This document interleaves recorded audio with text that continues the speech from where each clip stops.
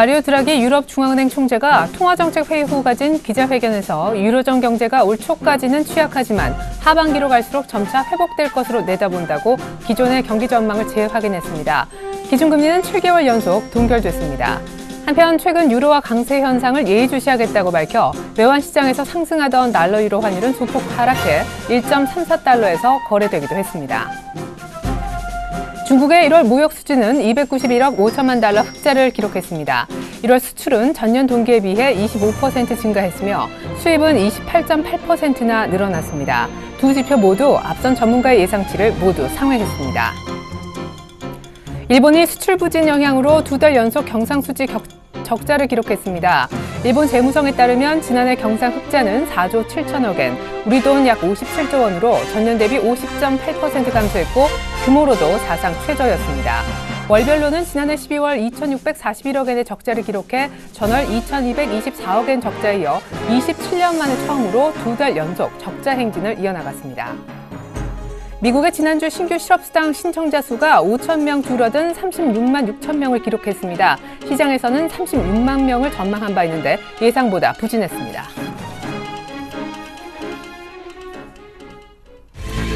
안녕하십니까. 오늘장 내일장의 최예린입니다. 이틀째 한파라고 하지만 설 앞두고 다행히도 시장은 올라오네요. 1% 남짓 상승하면서 1950선 정도까지 회복을 해놓았습니다.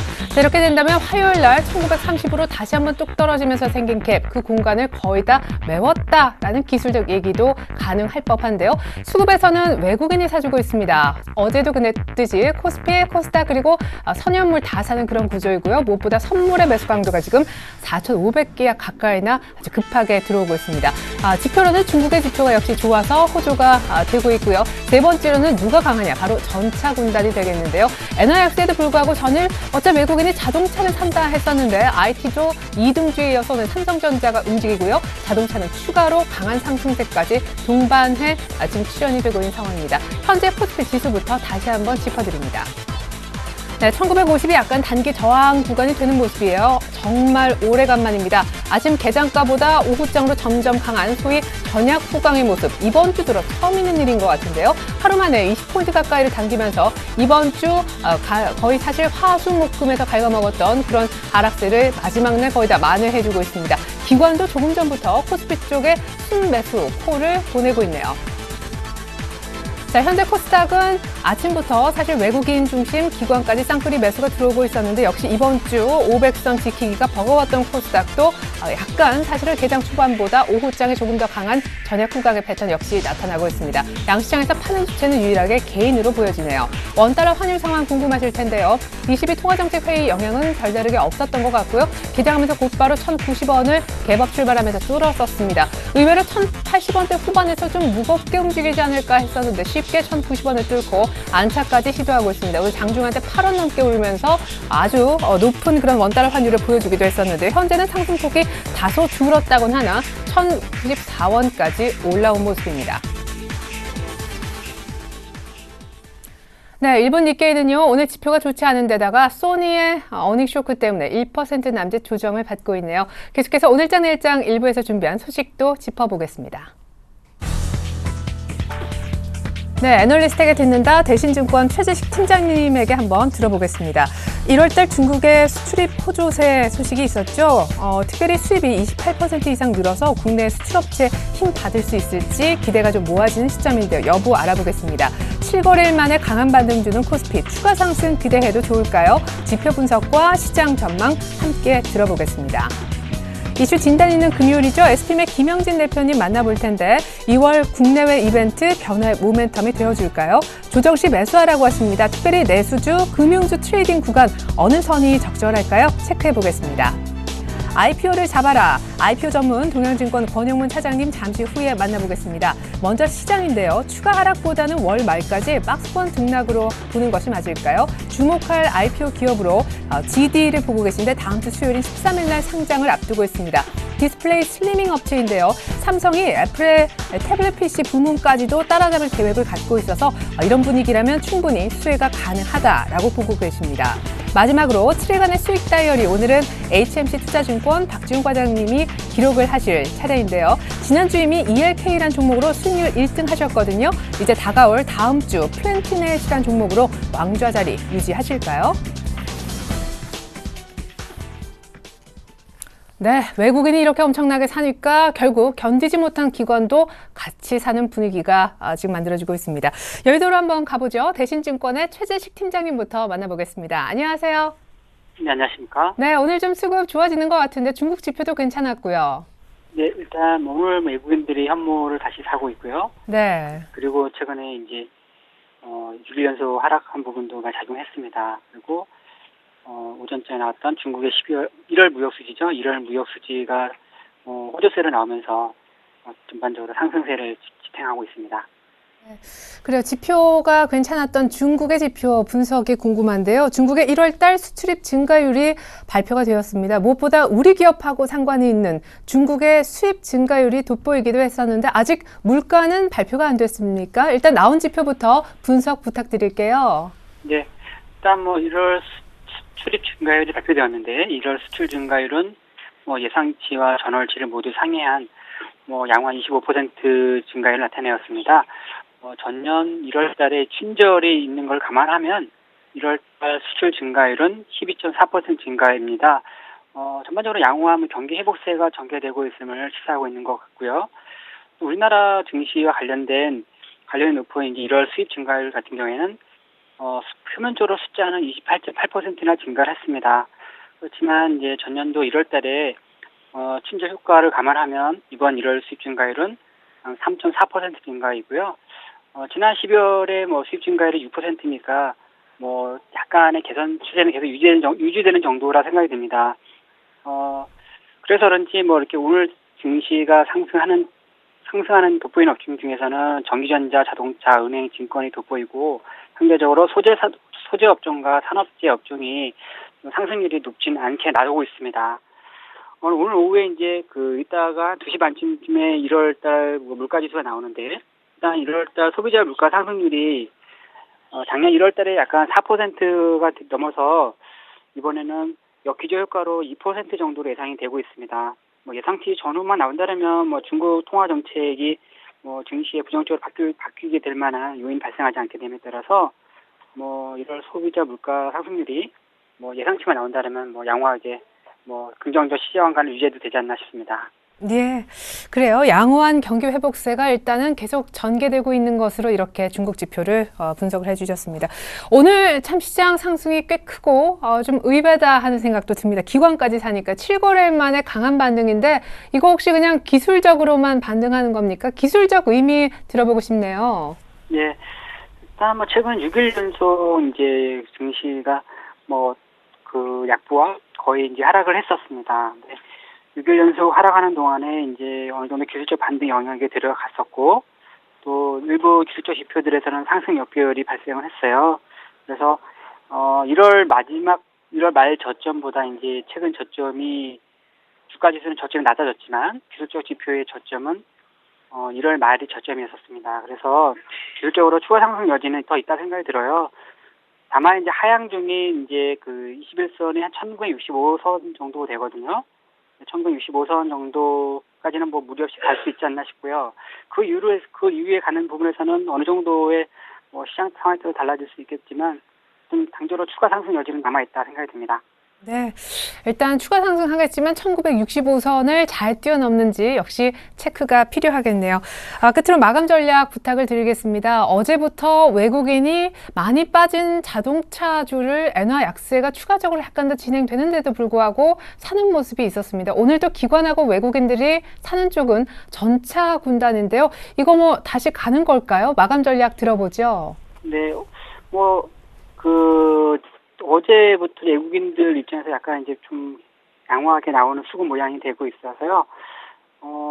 전차주 위주로 이제 쏠림 주도주가 계속되지 않다 하더라도 금융주 그리고 전차주 그다음에 이제 내수 소비 이런 왔다 갔다 하더라도 경기 회복에 대한 관점은 외국인 입장에서는 계속 보는 것 같아요. 그리고 위험 자산에 대한 피팅을 계속 해야 된다는 관점이 계속 나타나는 것 같아요. 그래서 우리나라 증시가 1930대에서 계속 하방스 경직선을 보였기 때문에 뭐 한국 증시를 급하게 주죽 팔아서 최근에 많은 나라들과 디커플링 됐던 측면에서 본다면 뭐 좀 전차주 비롯한 은행주, 증권주 이쪽에서는 약간 추가 상승 여진이 있다 생각이 됩니다. 예.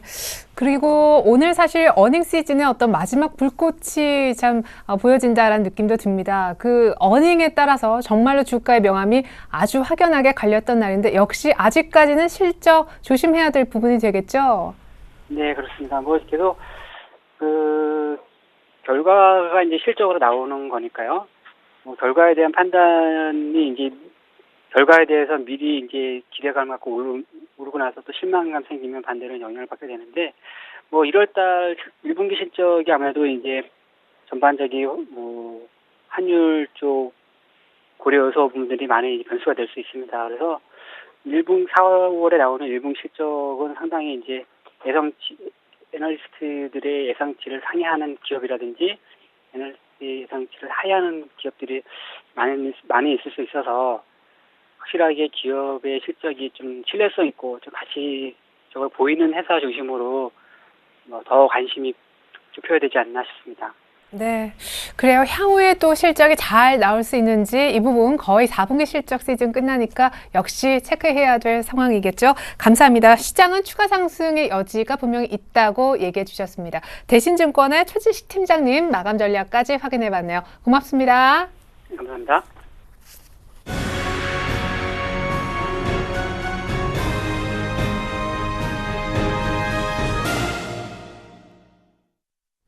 네, SPM의 김영진 대표님과 얘기 나눠보는 시간입니다. 안녕하세요. 예, 안녕하십니까? 네, 일단 기술적 분석부터 얼른 들어보고 싶습니다. 사실은 지난주 시간 이평선 밀집되면서 뭔가 방향성을 기대했었는데 아래쪽으로 뚝 떨어지더니만 그래도 30에선 더 안 빠지고 오늘 올라왔습니다. 갭은 다 메워서 괜찮은 것 같은데 앞으로 좀 횡보하면서 늘어지진 않겠죠? 그럴 것 같습니다. 1930포인트 지지력이 좀 강화되고 있다 지난주에 말씀을 드렸는데요. 이번 주에도 사실 아슬아슬한 모습이 유지되고는 있는데 절대 지수상으로 놓고 보면 1930포인트 크게 벗어나는 그런 모습이 아니고요. 기계적인 트레이딩이 좀 필요해 보일 것 같다라고 말씀을 드렸는데 이번에도 그렇게 기계적으로 좀 접근할 필요가 있지 않을까. 왜냐하면은 여기서 무너진다 하더라도 이제 급등락 구간이 나타날 것입니다. 그렇게 되면 1910에서 1870 이 구간이 될 텐데 추가적인 하락폭이 별로 그렇게 크지가 않다는 점 이거를 생각을 해봐야 되겠죠. 그렇다라고 한다면 1930포인트부터는 매도 관점이 아니라 매수 관점으로 좀 볼 필요가 있겠다 이렇게 말씀을 드리겠고요. 절대 지수상으로 봤을 때 이 지수대가 아주 중요한 자리이기도 하고요. 시간상으로 따져봐도 일봉이나 주봉을 이제는 패턴으로 보는 것이 아니라 어떠한 그 가격의 관점에서 놓고 봤을 때는 수렴 양상이 진행이 되고 있다 이렇게 보셔야 됩니다. 만약에 이제 한 1, 2주 지나게 된다라고 한다면은 이 추세선들이 위에서 내려오는 추세선하고 아래서 올라오는 추세선이 모이게 되는데요. 그렇게 된다면은 위아래가 고점과 저점이 굉장히 좁아집니다. 1940에서 1970포인트, 한 30포인트 구간으로 좁아지거든요. 주봉으로 놓고 봤을 때는요. 그렇다라고 한다면 방향이 어쩔 수 없이 나타날 수밖에 없는 그런 상황이고 그렇게 움직임이 나타날 수 있는 확률이 높아지는 시기다 이렇게 봐야 되겠죠. 1주나 2주일 지나면 뭐가 그렇게 크게 틀려질 것이 있겠느냐라고 놓고 보면은 이벤트성 재료들이 좀 많이 있다. 이것도 좀 보셔야 될 것 같습니다. 그 이전에 기술적인 관점에서 또 하나를 좀 한 가지 더 추가적으로 말씀을 드려야 되는 것이 있다라고 말씀을 드린다면은 이번 주 저점이 그 화요일에 1928포인트인데 이 지수대가 이 수렴 구간에 이번 주에 하단을 터치하는 그런 지수대였습니다. 이것이 다음 주에도 조금 올라올 거거든요. 그렇다라고 본다면은 이제부터는 이 1930포인트를 깨면 오히려 안 되는 거죠. 1900포인트를 깨고 나서 점차적인 매수를 하는 것이 아니라 만약에 깨게 된다라면 한 템포 늦춰서 아예 1910 이하까지로 기다려야 되는 그런 상황이고 정상적인 상황이 나타난다라고 한다면 이 수렴 구간이 좀 축소가 되면서 상방으로 좀 방향을 잡기를 바란다 이렇게 말씀을 드리겠고요.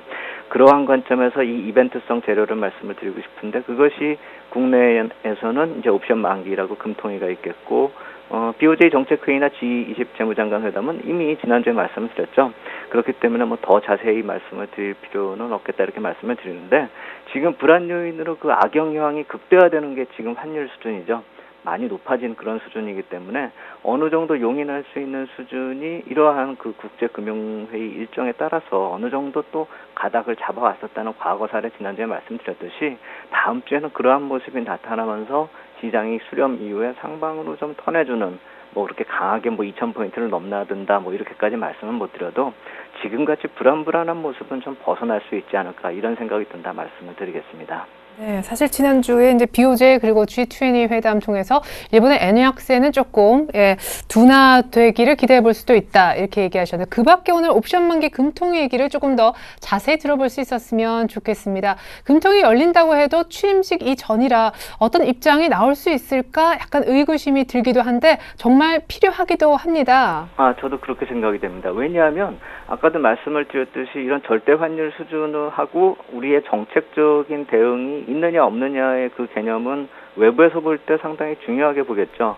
지난주에 한 가지 말씀을 드렸던 것 중에 또 하나는 우리나라 환율이 만약에 1050에서 1090포인트의 이 밴드를 좀 위로 좀 벗어나 준다라고 한다면 외국인 매도는 좀 일단락 될 수도 있다. 물론 뭐 뱅가드가 나가는 그런 거는 있겠지만 그 이외에 외국인은 좀 우호적으로 변할 수가 있다. 이 말씀을 드렸기 때문에 우리의 정책적 대응이 어느 정도 필요해 보인다. 이렇게 말씀을 드리겠고요. 아까 말씀드린 그 절대 환율이라는 것을 놓고 봐도 사실 이제 어느 정도 높아진 것이 사실인데 그 한국의 수출 증가율에 미치는 악영향을 어느 정도 인정을 할 수는 있겠지만 과거 사를 좀 따져본다라고 한다면요. 이번 주에 저는 그 과거에 이렇게 환율이 좀 N고로 N저죠. 이렇게 나타나고 우리나라 원고 현상이 나타났을 경우에 어떻게 지나왔었는가를 좀 이렇게 따져봤더니 수출 증가율이 좀 마이너스를 기록하는 그런 사례들은 발견이 됐는데요.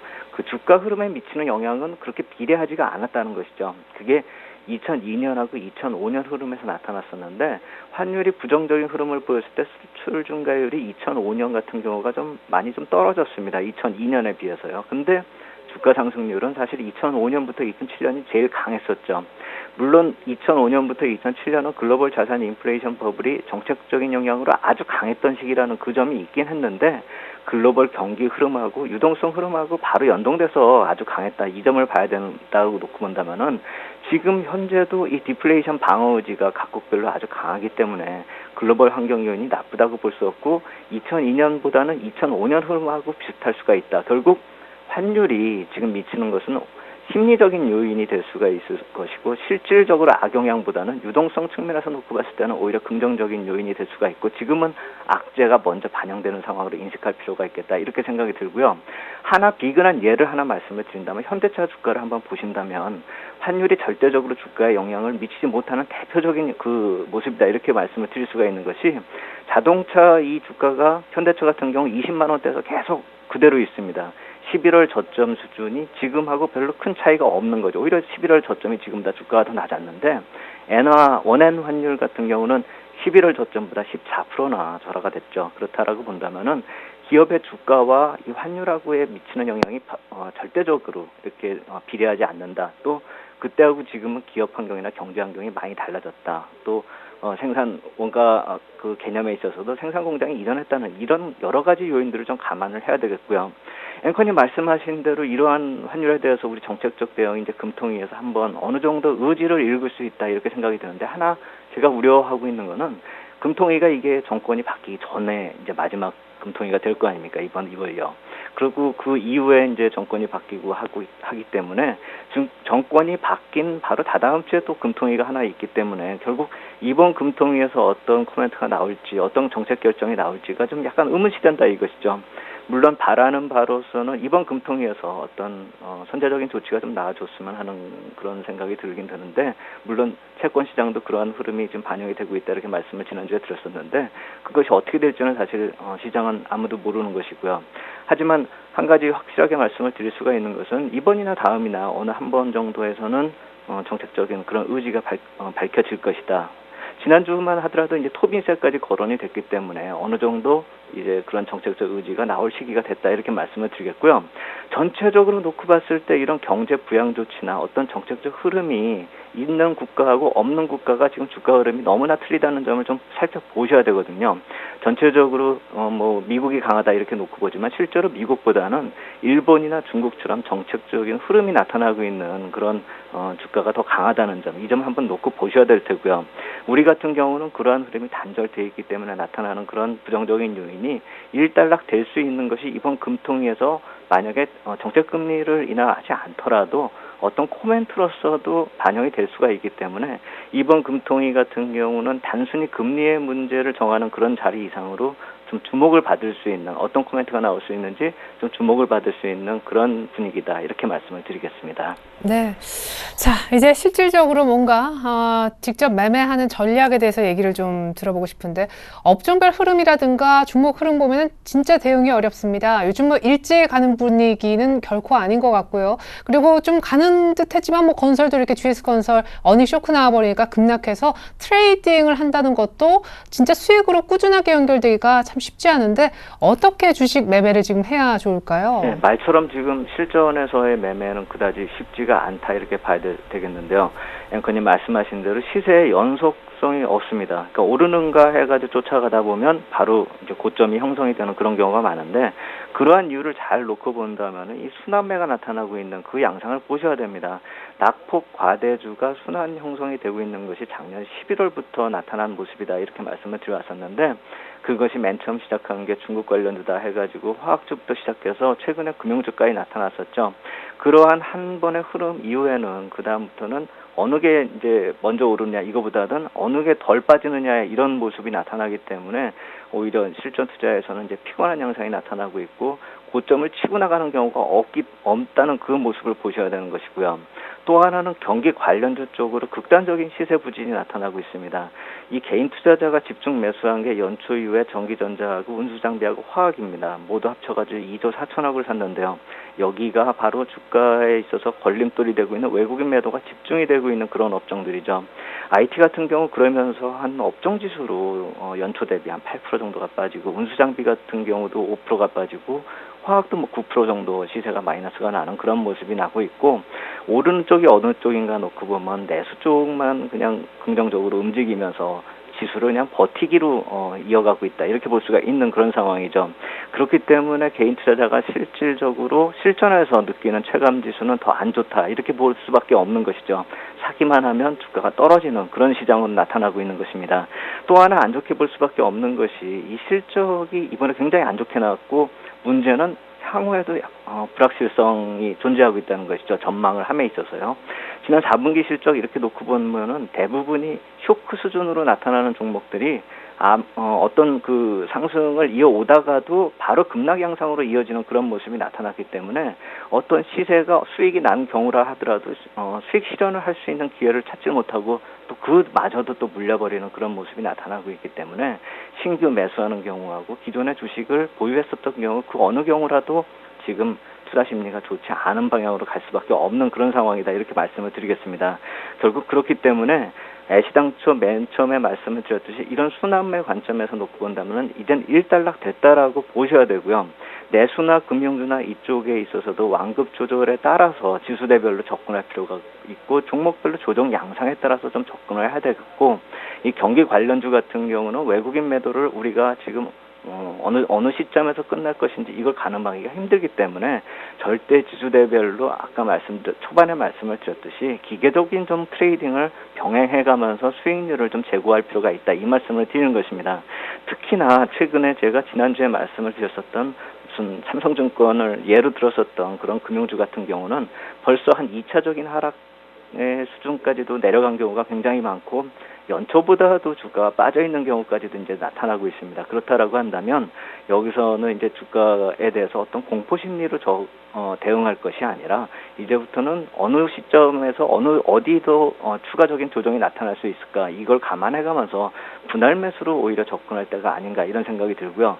요약해서 말씀을 드린다라고 한다면은 지금의 장세에서는 어느 정도 한계가 있는 그 모습을 인식을 하고서 조정이 나타나는 그 트레이딩 구간을 스스로 설정하는 것이 필요하겠다, 이렇게 말씀을 드리겠습니다. 예. 순환매는 이제 일단락 됐다. 나름대로 이제 종목을 골라서 언제 사서 팔 건지를 기계적으로 대응을 해야 되는 그런 시장이다 하셨는데 말이 쉽지 사람이라 기계가 되기가 쉽지 않거든요. 이게 트레이딩이라는 게 진짜 그 포인트만 놓쳐버리면 아까 말씀하신 대로 괜찮았던 종목이었는데 이제 잘 팔지 못하면 또 물려버리게 되는데요. 포트폴리오 구체적으로 업종이나 그 지수대 삼성증권 말고 하나만 더 예를 좀 들어주시면 좋겠어요. 네, 포트폴리오 이 구성 비율 먼저 말씀을 드리면은요. 지난주에 일단 실적 발표를 나오는 그 모든 상황에서 실적을 준해서 매수를 했었던 종목들은 다 처분을 하겠다라고 말씀을 드렸고 그 이후에 1930포인트에서 기계적인 매수를 하자라고 했기 때문에 이 IT나 화학산업재는 20%씩 좀 비중을 높였다 이렇게 말씀을 드리겠고 금융도 마찬가지로 비중을 비슷한 비중으로 높여서 15%까지 올린 그런 상황입니다. 현금은 한 45% 정도 수준으로 지금 나타내고 있고요.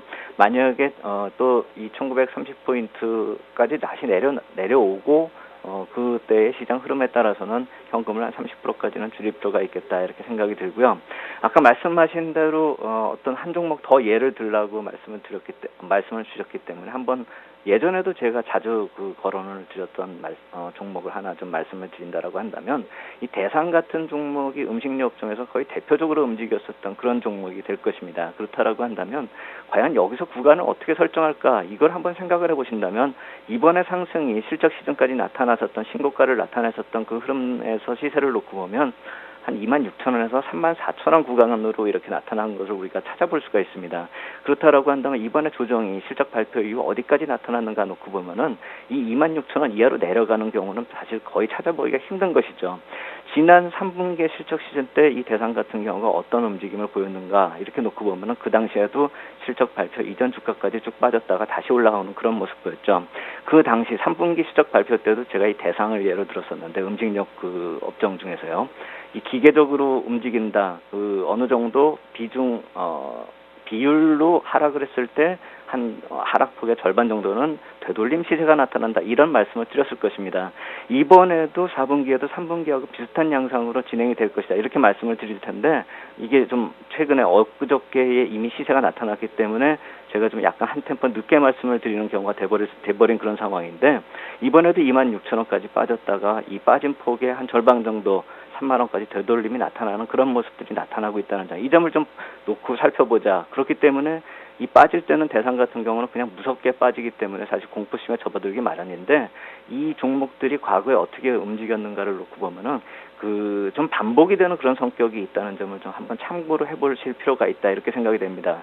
그러한 종목들이 과연 뭐가 있는가 이렇게 가만히 놓고 본다면은 과거의 흐름하고 비슷하게 패턴이 반복이 되어 오고 있고 또 앞으로도 그렇게 될 수 있는 그런 성격으로 재료가 반영이 되고 있는 종목들을 놓고 보면 NHN 같은 종목이나 LG패션 같은 종목들은 사실 망할 기업이 아닌데 어떤 루머나 악재성 재료 기업 실적하고 상관없는 그런 악재성 재료들 때문에 급등락을 하는 모습인데 주가가 회복이 되는 것도 거의 반복이 되고 있습니다. 또 비슷한 종목들을 굳이 말씀을 드린다라고 한다면 S1이나 파라다이스나 GS홈쇼핑 같은 경우도 이 어떤 실적 시즌에 주가가 상승한 이후에 조정을 보이는 패턴하고 다시 되돌림 시세를 보이는 그런 패턴이 아주 유사한 그런 반복이 나타나는 종목들이기 때문에 그런 종목들에 있어서는 과거의 흐름에 좀 준해서 우리가 한번 힌트를 얻고 실전에 접근할 필요가 있겠다 이렇게 말씀을 드리겠습니다. 네, 이전 저점 부근을 종목만 잘 고른 다음에 한번 슬쩍 매수 라인 정도로 바라봐도 괜찮을 것 같네요.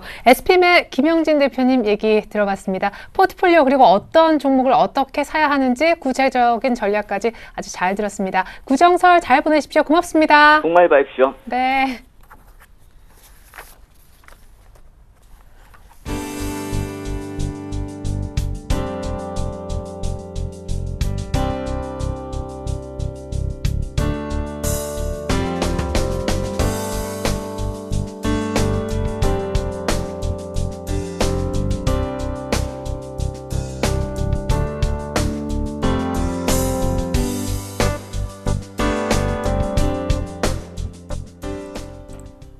어우, 1955선까지 지금 왔네요. 코스피 상승폭이 23포인트까지 더 키워지고 있는 순간인데요.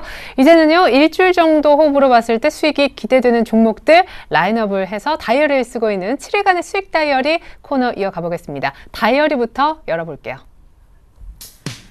자, 매일 한 분씩 추천을 받아서 다이어리를 월, 화, 수, 목, 금 이렇게 쓰고 있는데요. 역시 1등은 박지훈 과장님의 ELK가 되겠습니다. 1차 목표가 했던 2만 원 부근에서 약간 숨을 고르면서 매물 소화를 하고 있는 모습이지만 수익률은 8%, 9% 가까이 나고 있는 상황이고요. DMS가 어제 우리 깜짝 놀라켜 줬었죠. 10% 가까이 급등을 했었는데 마지막에 약간 물량이 빠지면서 5% 정도 상승폭 절반 반납하고 마친 바 있습니다만 오늘 다시 한번 윗꼬리를 또 한 번 내면서 전일 고가를 다시 한번 트라이하는 그런 모습이 있습니다. 현재 수익률은요 6% 남짓, 역시 빠른 시간 내 지금 2, 3일 만에 수익이 이만큼 나고 있는 그런 종목입니다. GAT 지금 약간 소폭이지만 마이너스권이고요. 스카이라이프가 어제 한 3% 정도 빠지고 오늘 약간 스탑이 됐는데 하락이요. 그래도 수익률이 지금 한번 조심스러운 신고가 이후에는 이렇게 짭짤한 재미는 못 주고 있는 그런 종목입니다. 한솔지주는 오늘 실적 부진 얘기가 나왔어요. 사실은 저평가 메리트 보고 들어갔는데 때문에 수익률은 오늘 타격 때문에 조금 가장 부진해 보이네요. 자, 다시 한번 말씀드리지만 오늘 1등은요. HMC 투자증권 시화지점의 박지훈 과장님 ELK라는 종목입니다. 네, ELK 제가 어제 잠깐 대신 AS 쪽지 내용만 전달을 해드렸는데 박지훈 과장님께 직접 AS를 오늘 한번 받아보기로 하죠. 과장님 안녕하세요. 네, 안녕하세요. 네, 전일의 목표가 1차 목표가인 지금 현재가 부근은 2만 원 정도가 아니라 2만 2천 원까지 올리고 싶다, 계속 보유하고 싶다 이런 의견 쪽지로 주셨었잖아요. 거기서 제가 좀 조금만 더 덧붙여드리면 기존에 밑둥에서 샀던 물량들에 대해서 그대로 예를 들어서 1000주를 샀다 그러면 1000주 그대로 가져가는 것보다는 일단 한 40에서 50%는 일단 이 시간 하시면서 50% 분량을 들고 가는데 들고 간 거 어떤 위쪽까지는 22,000원 10%를 더 상향하는 그런 부분이고요. 상향 의견 드리고 싶은 이유는 1분기에 대한 프리뷰가 OP마진 한 72억 정도 이상 나올 것 같거든요. 그래서 기존에는 한 50억 정도 예상했는데 한 20억 정도 추가적으로 나올 것 같아요. 그래서 실적이 일단은 굳이 걱정 안 하셔도 될 것 같다는 생각이 들거든요. 그래서 강하게 좀 매수를 지금도 해도 무방하지 않겠냐 판단되고요. 기간의 어떤 수급까지도 이탈이 없다라면 오늘 조금 좀 매도가 좀 나오는 것 같은데 일단 큰 의미는 없을 거라 보여지고요. 일단 단기 올라왔던 그 부분에 대한 소화 과정을 정확하게 좀 표현 잘 해주셨기 때문에 그렇게 이해하시면 될 것 같고요. 다음 주에 한 번 더 윗방향으로 상승 시도를 좀 하는 그런 전제라면 충분히 이번에 상승 시도가 나오면 22,000원까지 충분히 무리가 없지 않겠냐 판단되고 있습니다. 네, 일부는 2만 원 정도 지금 현재가 부근에서 좀 정리를 해도 괜찮겠다라고 하셨습니다. 나머지 물량으로 22,000원까지 1분기 실적은 생각보다 더 좋아질 거라고 하셨습니다. 자, ELK 다시 한번 축하를 드리겠고요. 다음 주에도 왕관 계속 쓰셔야죠. 어떤 종목 오늘 종가 정도에 공략 가능할까요? 예, 오늘 종목은 플랜트넷입니다. 일단 이 종목은 아무래도 좀 몇 가지만 기본적으로 말씀드리면 현재가 지금 가격대가 지금 11,800원 정도에 거래가 되고 있는 모습인데요. 일단 여러 가지 이유가 있을 수 있겠지만 첫 번째로는 모바일 차단 서비스에 대한 모멘텀을 좀 주목을 했습니다. 그래서 올해 2013년에 실질적인 성장이 좀 크게 나올 거로 보여지고 이 ESIT 차단 서비스가 한 2년 전에 나왔던 그 프로그램이긴 한데 이것이 올해부터 드디어 이제 실적으로 가미가 되는 그런 결실을 맺을 수 있는 원년의 해가 된다라고 보시면 될 것 같고 그 다음에 이제 한 3년 전에 ANG 모즈라는 자회사 하나 인수를 했거든요. 이 부분이 이제 음원 유통 쪽에서 소위 말해서 캐시카우 역할을 좀 톡톡하게 좀 해줄 거로 좀 보고 있고요. 그런 결과들이 나오고 있어요. 그래서 전반적으로 통으로 올해를 봤을 때는 한 매출 한 370에서 400 정도 사이 나올 거 보여지고요. 이것이 이런 절대적인 수치는 작년 대비했을 때 거의 한 40% 이상 증가하는 수치고 순이익이 125억이에요. 그래서 이렇게 정도 예상이 되고 지금 현재 시총이 한 1,000억 정도로 봤을 때 PER 개념이 실질적으로 봤을 때는 한 5배 정도밖에 안 되는 좀 저렴할 수 있는 5배는 아니군요. 한 7배, 8배 정도 줄 수 있는 모습이기 때문에 중립 밸류에이션 매력도 있고요. 하나 더 얘기를 하자면 순현금 구조가 상당히 많이 두둑이 갖고 있어요. 그래서 안정적인 재무 구조를 갖고 있고 배당 수익률도 꽤 높기 때문에 일단 추가적인 투자 매력이 좀 발휘가 되는 모습입니다. 그래서 가파른 실적이 좀 올해 좀 예상이 되고 있기 때문에 매출만 보더라도 작년 대비했을 때 거의 50% 이상 상승하는 그런 흐름들 했을 때 1차적으로 한 14,000원까지 좀 기대를 좀 해볼 수 있을 것 같고 이것이 만약에 돌파가 된다면 16,000원까지 느긋하게 갈 수 있는 좀 그런 그림을 좀 한번 잡아보도록 하겠습니다. 예, 그래요. 사실은 뭐 모바일 쪽에 지금 유해 차단 서비스 이쪽의 분위기도 상당히 좋지만 오늘 또 밑꼬리도 달아주었습니다. 1차로는 14,000원, 2차로는 16,000원. 오늘 종가 공략해볼 만한 종목으로 플랜티넷 추천을 해주셨었습니다. 자, 다시 한번 저희가 가격대 확인을 시켜드릴게요. 화면 한번 보시면 좋을 것 같습니다. 플랜티넷의 가격은요, 1차 목표가가 14,000원, 2차는 16,000원입니다. 지금 이제 ELK는 지난주 1등주이죠. 자, 지금 화면에 나가고 있는 이 종목이 플랜티넷이고요. 오늘 종가 정도에 매수해 보시면 좋을 것 같습니다. HMC 투자증권 시화지점 박준 과장님의 ELK 1등 AS에 이어서 다음 주 추천주 플랜티넷 설명까지 들어보았습니다. 박준 과장님 감사합니다. 설 연휴 잘 보내세요. 네, 새해 복 많이 받으십시오. 네, 고맙습니다.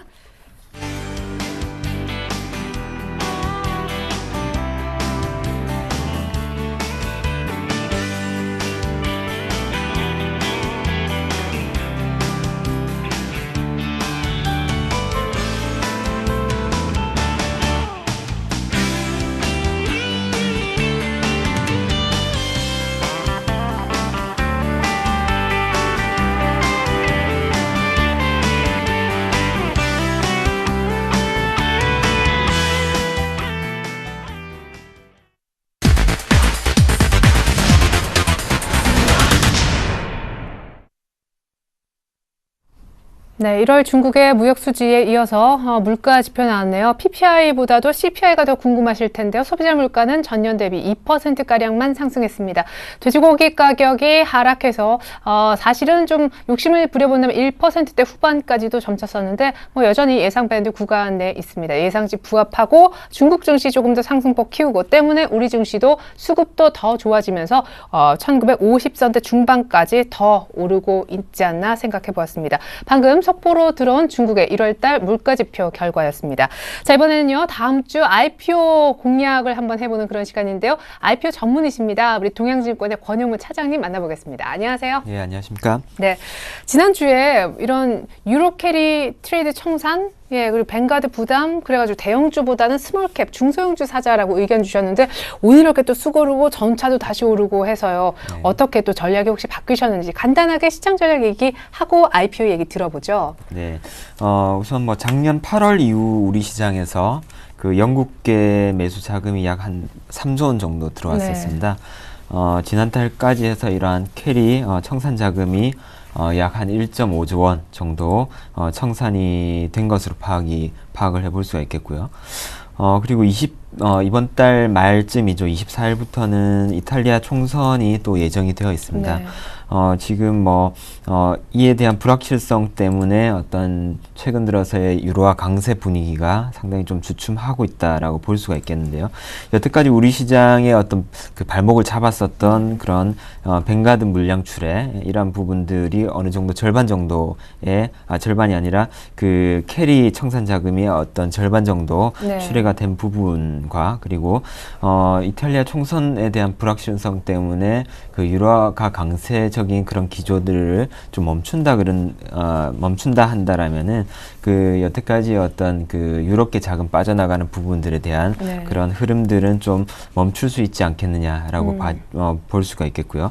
그래서 추가적인 하락 가능성보다는 2월 말까지 어떤 소폭의 박스권 등락 정도가 예상이 되는 상황입니다. 그래서 여전히 그 스몰캡 쪽으로서의 어떤 접근은 유효하겠다라는 전략은 그대로 유지를 하도록 하겠습니다. 네, 결국 지난주보다는 수급이 이제 조금 더 개선될 수 있는 여지, 특별히 유럽계 자금 쪽에서요. 그런 전망 주셨습니다. 2월 전체적으로는 박스권이 될 거다 이런 전망도 해주셨는데 이제 본격적으로 IPO 얘기를 해보죠. 사실 지난주에 또 지난주에 계속해서 IPO 소개를 해주셨고 잠시 후에 보겠지만요. 지난주에 얘기해 주셨던 이 LED 패키징, LG 쪽에 납품을 하는 우리 ENL이 일주일 만에 15.4% 수익이 났거든요. 제가 잠시 후에 이 부분은 AS를 해드리겠습니다. 이렇게 빠르게 2월 5일 날 이제 사게 됐는데 상장이 돼서 5일, 6일, 7일, 8일 거의 3, 4일 만에 15% 이상 수익이 났으니까요. 이 IPO 기업도 잘만 투자하면 굉장히 빠르게 수익을 낼 수 있는 대안이 될 수도 있겠다. 있다. 저희가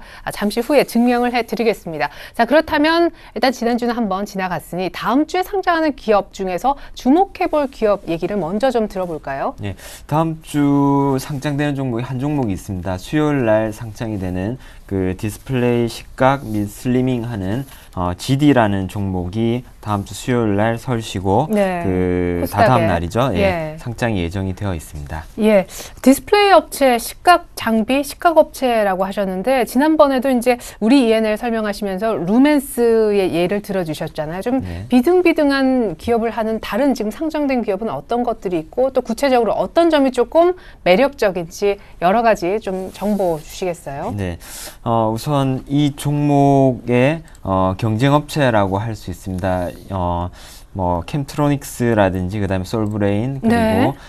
뭐 아바텍도 마찬가지겠고요. 하지만은 이제 크게 나눠 본다라면은 네. 이제 디스플레이 쪽에서 최종 구매자인 그 삼성 디스플레이 쪽이냐 혹은 LG 디스플레이 쪽이냐로 나누어 볼 수가 있겠는데요. 네.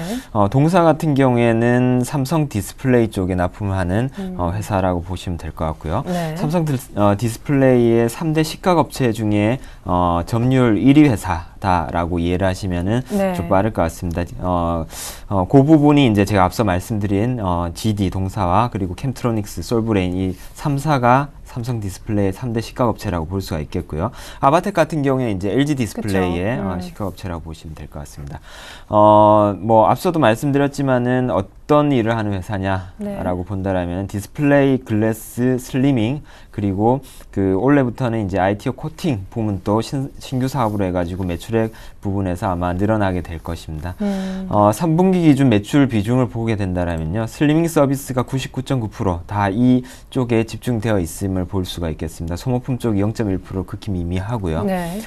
그리고 작년 4분기부터 해서는 이제 ITO 코팅 부문의 매출 부문들도 조금씩 이제 추가가 되기 시작했는데 본격적으로는 올해 매출액을 한 100억 정도로 잡고 있기 때문에 올해부터 이제 매출이 난다라고 이해를 하시면 좋을 것 같습니다. 태블릿 PC라든지 노트북 PC의 어떤 휴대성 강조한 얇은 패널 채택에 따른 수혜를 볼 수가 있겠다라는 점이고요. 네. 그리고 삼성전자의 올해 사업 계획을 보게 되면은 특징적인 부분 중에 하나가 작년에 스마트폰의 글로벌 점유율 1위를 달성하면서 주가가 한 단계 리레이팅이 됐었죠. 네. 올해 같은 경우에는 태블릿 PC 부문에서 애플을 넘어서는 그런 목표를 잡고 있습니다. 그래서 그에 따른 수혜도 기대가 된다라는 점이고요. 작년 말에 이제 LG 디스플레이 슬리밍 업체 아바텍이 공모가 대비해서 크게 상승하면서 상장을 했었죠. 그러면서 투자자들의 관심을 한 몸에 받았었는데요. 네. 뭐 동사 같은 경우에는 삼성 디스플레이 3대 식각업체로서 앞서도 말씀드렸지만 점유율 1위다. 네. 절반 이상을 이 회사가 점유를 하고 있다라는 점이고요.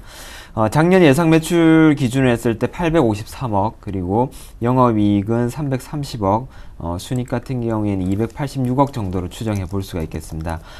올해 같은 경우에는 매출액 기준으로 한다라면은 1330억, 그리고 영업이익 506억, 순이익 403억 정도를 올해 예상 가이던스로 추정을 해볼 수가 있겠는데요.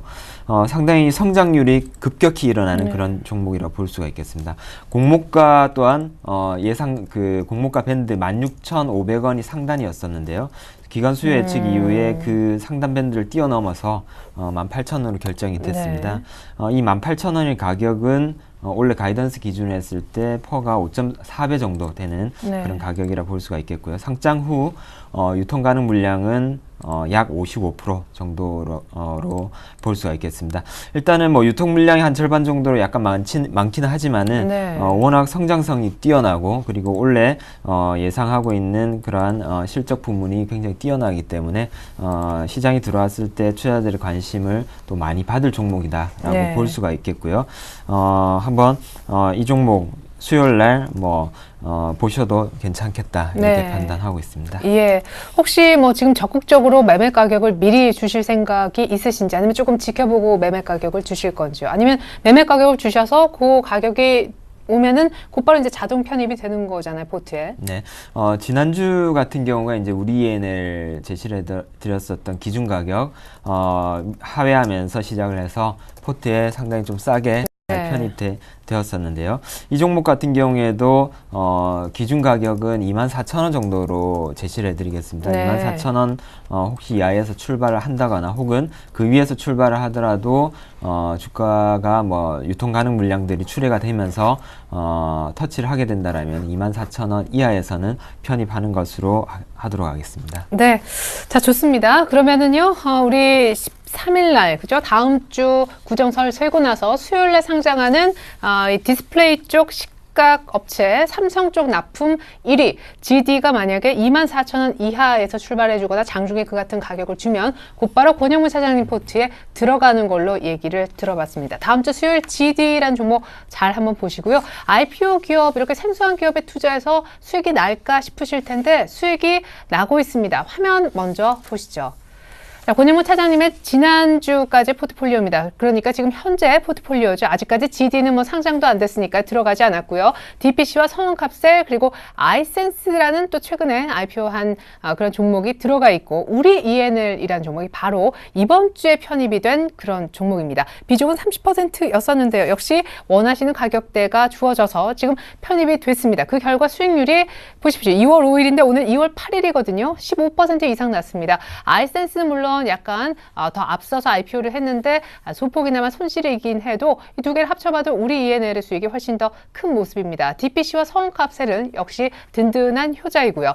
자, 이 아이센스 좀 아쉽게 되긴 했는데 뭐 간단하게 파실 생각이신가 봐요. AS와 우리 ENL도 또 생소하신 분들도 계실 거예요. 아이센스도 우리 ENL도 저보다. 네, 아이센스 유통 가능 물량들을 출회가 되면서 상장 시초가 굉장히 높게 떴었는데요. 뜨고 난 다음에 지속적으로 그런 물량들 출회되면서 조정을 받았었습니다. 손절가 25,000원 하회하면서 일단은 그 손절하면서 이제 포트에서는 제외되는 것으로 하고요. 네. 하지만은 뭐 꾸준히 이렇게 자기 자본 총계를 늘려가는 네. 그런 혈당 스트립 측정기 업체이기 때문에 또 조만간에 뭐 흐름이라든지 유통 가능 물량들 소화되는 거 봐서 대응하는 것으로 하고요. 일단은 원칙대로 손절가 터치로 포트에서 제외하도록 하겠습니다. 네, 그래요. 혈당 스트립 만드는 아이센스였는데 예, 의외로 물량이 좀 나오고 손절가를 터치했기 때문에 빼겠다라고 하셨습니다.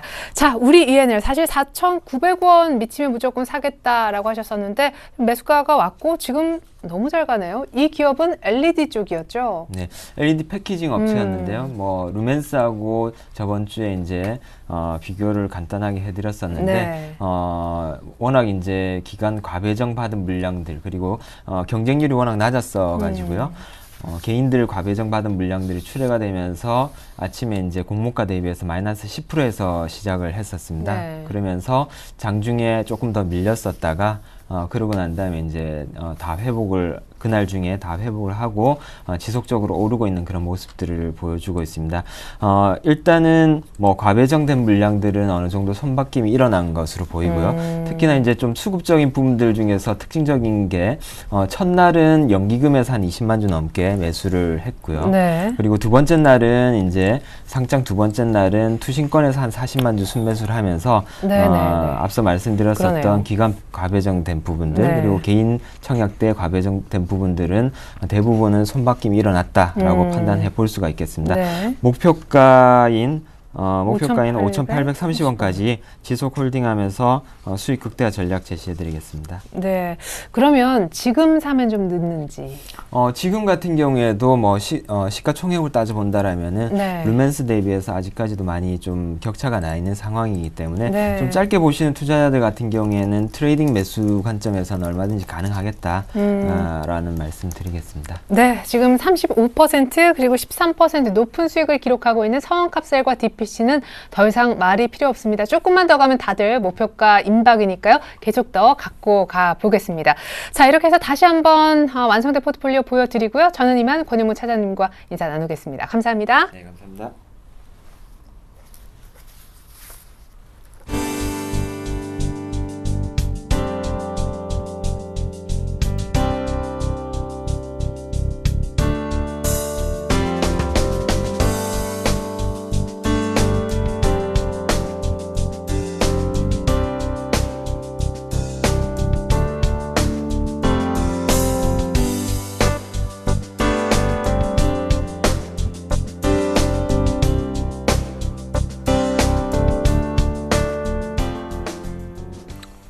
중국이 무역 수지에는 꿈쩍도 안 하더니 물가지표 괜찮게 나오니까 바로 1% 가까이 상승폭을 빠르게 키워가고 있는데요. 코스피도 1950은 지키겠는데 기관이 마지막 날 드디어 코스피에 관심을 보였습니다. 전 잠시 후 종가 들고 2부로 다시 올게요. 고맙습니다.